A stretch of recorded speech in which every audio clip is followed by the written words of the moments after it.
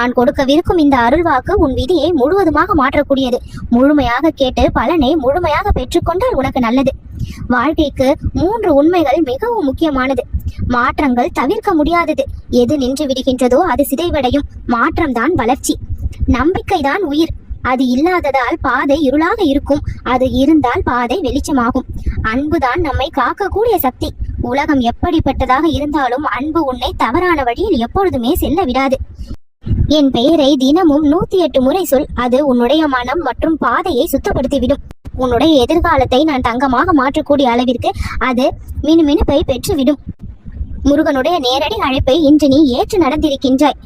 ஒவ்வொரு வருகையும் ஒவ்வொரு காரணத்திற்காக. இம்முறை நான் வந்தது உன் வாழ்க்கையில் மிகப்பெரிய நன்மையை விதைக்க. இம்முறை நான் உன்னை விட்டு வைக்கவில்லை, வரவழைத்து விட்டேன்.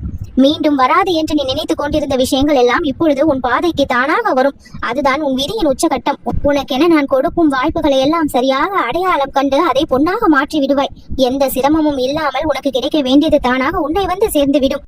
உன் வாழ்க்கை பாதையை முருகன் இப்பொழுது அழகாக மாற்றிக் கொண்டிருக்கின்றேன். தினசரி நீ கூறுகின்ற என்னுடைய பெயரானது உன்னை காக்கும் சக்தியாக இருந்து கொண்டிருக்கின்றது. வேலை வணங்கும் பாக்கியத்தை நீ பெற்றிருக்கின்ற.